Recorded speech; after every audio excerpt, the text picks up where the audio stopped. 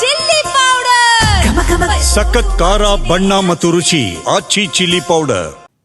ಸರಕು ಸೇವೆಯಲ್ಲಿ ನೈಋತ್ಯ ರೈಲ್ವೆ ವಲಯ ಸಾಧನೆ ಮಾಡಿದೆ. ನೈಋತ್ಯ ರೈಲ್ವೆಯಿಂದ ದಾಖಲೆಯ ಆದಾಯ ಗಳಿಕೆ ಆಗಿದೆ. 2025ರ ಸೆಪ್ಟೆಂಬರ್ನ ಆದಾಯದಲ್ಲಿ ಅತ್ಯುತ್ತಮ ಸಾಧನೆಯನ್ನ ಮಾಡಿರೋದು ರೈಲ್ವೆ ವಲಯ. ನೈಋತ್ಯ ರೈಲ್ವೆ ವಲಯದ ಸಾಧನೆ ಇದು. 2025ರ ಸೆಪ್ಟೆಂಬರ್ನ ಆದಾಯದಲ್ಲಿ ಅತ್ಯುತ್ತಮ ಗಳಿಕೆ ಆಗಿದೆ. ಒಟ್ಟು 4.17 ಮಿಲಿಯನ್ ಟನ್ ಸರಕು ಲೋಡ್. ಕಳೆದ ತಿಂಗಳಲ್ಲಿ 3.3 ಮಿಲಿಯನ್ ಟನ್ ಇತ್ತು. ಕಳೆದ ಬಾರಿಗೆ ಹೋಲಿಸಿದ್ರೆ 25% ಏರಿಕೆ ಕಂಡುಬಂದಿದೆ.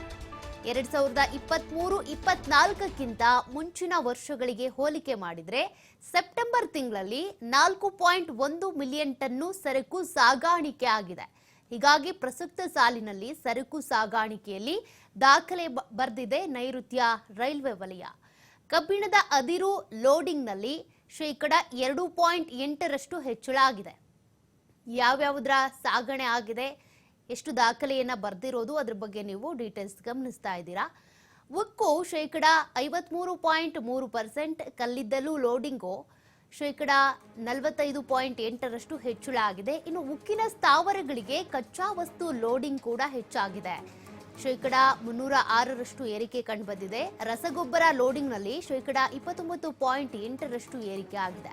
ಪ್ರಯಾಣಿಕರ ಸೇವೆಗಳ ಕ್ಷೇತ್ರದಲ್ಲೂ ಕೂಡ ಉತ್ತಮ ಸಾಧನೆ ಮಾಡಿದೆ ನೈಋತ್ಯ ರೈಲ್ವೆ ವಲಯ. ಸೆಪ್ಟೆಂಬರ್ನಲ್ಲಿ ನೈಋತ್ಯ ರೈಲ್ವೆ ವಲಯದ ಕಡೆಯಿಂದ 282 ಕೋಟಿ ಪ್ರಯಾಣಿಕರು ಪ್ರಯಾಣ ಬೆಳೆಸಿರೋದು. ಇದು 2024ರ ಸೆಪ್ಟೆಂಬರ್ ತಿಂಗಳಲ್ಲಿ ನೋಡುವುದಾದ್ರೆ 264.83 ಕೋಟಿಗಿಂತ ಹೆಚ್ಚಳ ಆಗಿದೆ. 6.38% ಹೆಚ್ಚಳ ಆಗಿರೋದು. ಪ್ರಯಾಣಿಕರ ಸಂಖ್ಯೆಯು 14.34 ಮಿಲಿಯನ್ಗೆ ಏರಿಕೆ ಕಂಡುಬಂದಿದೆ. ಕಳೆದ ವರ್ಷದ 13.37 ಮಿಲಿಯನ್ ಪ್ರಯಾಣಿಕರು. ಆ ಪ್ರಯಾಣಿಕರಿಗಿಂತ 7.26% ಹೆಚ್ಚಳ ಕಂಡು ಬಂದಿದೆ. ಹೀಗಾಗಿ ಸಾಗಾಣಿಕೆ ಆಗಲಿ, ಪ್ರಯಾಣಿಕರು ಪ್ರಯಾಣ ಮಾಡ್ತಿರೋದಾಗ್ಲಿ, ಪ್ರತಿಯೊಂದರಲ್ಲೂ ಕೂಡ ನೈಋತ್ಯ ರೈಲ್ವೆ ವಲಯ ಉತ್ತಮವಾದಂಥ ಸಾಧನೆಯನ್ನ ಈ ವರ್ಷ ಮಾಡಿದೆ.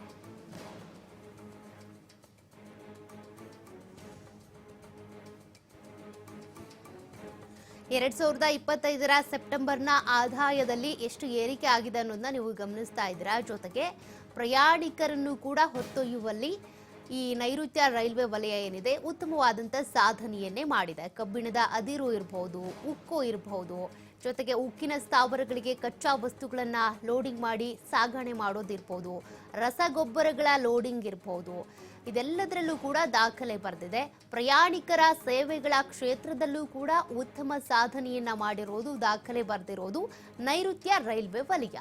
282 ಕೋಟಿ ಪ್ರಯಾಣಿಕರು ಪ್ರಯಾಣ ಬೆಳೆಸಿದ್ದಾರೆ ಇಲ್ಲಿ. ಇನ್ನು ಆದಾಯ ಕೂಡ ಹೆಚ್ಚಾಗ್ತಾನೆ ಇದೆ. 2024ರ ಸೆಪ್ಟೆಂಬರ್ನಲ್ಲಿ 264.83 ಕೋಟಿಗಿಂತ ಹೆಚ್ಚು ಜನರು ಪ್ರಯಾಣವನ್ನ ಮಾಡಿದ್ದಾರೆ. 6.38% ಪ್ರಯಾಣಿಕರ ಸಂಖ್ಯೆಯಲ್ಲಿ ಏರಿಕೆ ಕಂಡುಬಂದಿದೆ. 14.34 ಮಿಲಿಯನ್ಗೆ ಏರಿಕೆ ಆಗಿರೋದು. ಕಳೆದ ವರ್ಷದ ಅಂಕಿಅಂಶ ಗಮನಿಸೋದಾದ್ರೆ 13.37 ಮಿಲಿಯನ್ ಇತ್ತು. ಆ ಪ್ರಯಾಣಿಕರಿಗೆ ಕಂಪೇರ್ ಮಾಡಿದಾಗ 7.26% ಪ್ರಯಾಣಿಕರ ಸಂಖ್ಯೆಯಲ್ಲಿ ಹೆಚ್ಚಳ ಕಂಡುಬಂದಿದೆ.